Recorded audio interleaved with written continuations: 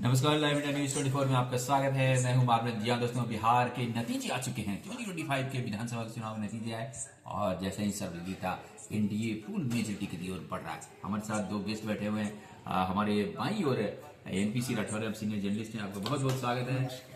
और हमारी दाईं ओर परविंदर जी हैं। परविंदर जी, आप यूए क्रिएटिव प्लस के खास तौर से सीईओ हैं और खास तौर पर आप पूरी तरह से बिहार की राजनीति को भी अच्छे से समझते हैं। बहुत बहुत आपका स्वागत है। धन्यवाद। जी हाँ दोस्तों, जिस प्रकार से नतीजे आए हैं, यह साफ हो गया है कि नीतीश कुमार के कामों पर एक बार पुनः मुहर लग गया है। चलिए हम सीधे चलते हैं राठौर जी के बाद। राठौर जी, क्या कुछ कहेंगे जिस प्रकार से नतीजे आए हैं, आप इसको कैसे देखते हैं? चाय की गर्मी के साथ जो चुनाव की गर्मी और रिजल्ट आ रहा है बिहार का, बहुत मीठा आ रहा है चुनाव का रिजल्ट। एनडीए की जो सरकार है वापस आ रही है और कहीं ना कहीं राहुल गांधी और तेजस्वी को सोचने की जरूरत है कि आने वाला समय कैसा रहने वाला है, क्योंकि इन चुनावों में इनकी करोड़ मरोड़ की नीति रही थी। वोट चोरी का मुद्दा हो और जहां तेजस्वी का ये था वायदा कि हम हर घर को एक नौकरी देंगे, बिहार की जनता ने उसको नकार दिया। उनके पहले 15 साल देख चुके हैं वो लोग, इसीलिए जो उनके पिताजी और माताजी का कार्यकाल था, जिसको जंगल राज आज भी कहा जाता है, जो बड़े बुजुर्ग हैं वो बताते हैं कि उस काल को हमने कैसे जिया है। अरे बड़े बुजुर्ग नहीं, हम लोग भी देखे हैं। चलिए, आपने सही कहा कि जिस प्रकार से वो जंगल राज था फिर पुनः न लौट आए, इसलिए जनता ने ना लौटाए। और कहीं ना कहीं तेजस्वी उस जंगल राज को अभी भी जिंदा रखे हुए हैं अपने अंदर। उनके जो वायदे हैं वो याद दिलाते हैं जनता को, जंगल राज की पुनरावृत्ति करने आ रहे हैं। हाँ जी हाँ। परवीन जी, जिस प्रकार से इलेक्शन हुए उसके बाद बीजेपी काफी अच्छा कर रही है। बीजेपी सत्ता में है लगातार नीतीश कुमार के साथ। नीतीश को काफी सहयोग भी करती है और कई स्टेटों में खुद अपने हैं, लेकिन ऐसा सब सोच रहे थे कि कहीं वैसा ना जैसे महाराष्ट्र में हुआ ऐसा दोबारा किया जाए। लेकिन बीजेपी के रिजल्ट के बारे में क्या कहेंगे जो इतना अच्छा कर रही है? ये बहुत नेचुरल है। अगर देखते हैं मैं तो खैर बिहार में ही पैदा हुआ हूँ और उसके बाद में झारखंड अलग हुआ है। मैं 88 और 90s की जब मैं बात करता हूँ, आप बिलीव नहीं करेंगे, आप कर सकते हैं क्योंकि आप भी बिहार से बिलोंग करते हैं। बिल्कुल, जी, वहाँ पर चलने के लिए सड़क नहीं होते थे, ठीक है, और इतना गुंडा राज होता था, इतना क्राइम होता था, सब कुछ।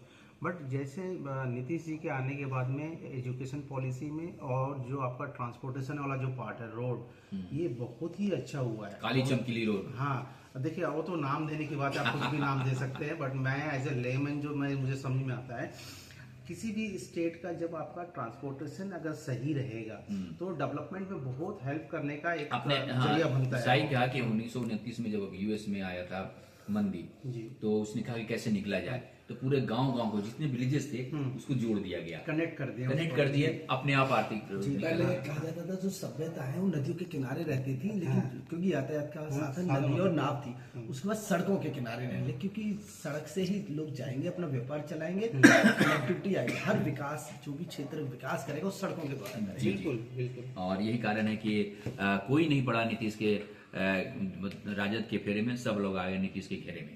क्या आपको लग रहा है? नहीं तो आपने तो मुझे लग रहा है कि इलेक्शन के दौरान में ही लाइन को पोस्ट किया था सोशल मीडिया पे। बिल्कुल किया था कि कोई नहीं पढ़े चक्कर में और सभी मुझे लगता है कि आपको तो रिजल्ट पहले ही मालूम था। नहीं, जिस तरह से नीतीश खास होते आप, इसमें खास बात रही, नीतीश से कहीं कोई विरोध नहीं था।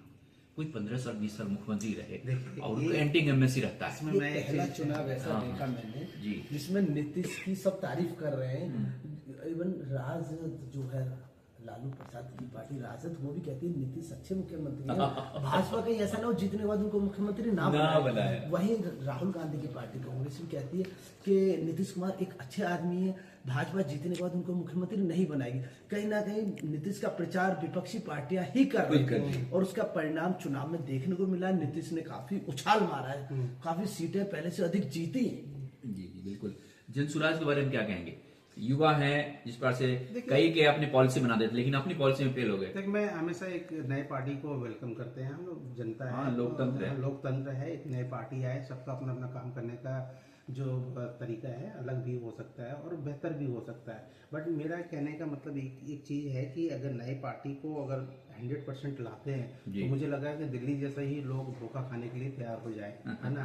तो ये बहुत बड़ा एग्जाम्पल सेट हुआ है हम लोग के सामने। पिछले चुनावों में ये बात चल रही थी कि नीतीश कुमार जिसके साथ जुड़ जाते हैं सरकार उसकी बनती है। बिहार में कह लो जी हाँ, कहीं ना कहीं वो जो पिछली बार जनता दल यूनाइटेड जो जीता था, कहते थे इन्होंने प्रचार करा है, और सन 2014 में भाजपा का प्रचार, मोदी की जो मोदी सरकार आई, कहीं ना कहीं प्रशांत किशोर की रणनीति से आई। लेकिन जब प्रशांत किशोर खुद खड़े होते हैं इलेक्शन में, अपनी टीम बना के, अपनी पार्टी बनाई, तो औंधे मुंह गिरते हैं। क्या कारण है इसका? देखिए, इसमें और एक चीज है, एक पार्टी को, किसी पार्टी को गाइड करना, ठीक है, और खुद एक पार्टी को चलाना और डायरेक्ट पब्लिक से कनेक्ट करना, ये दोनों में अंतर है।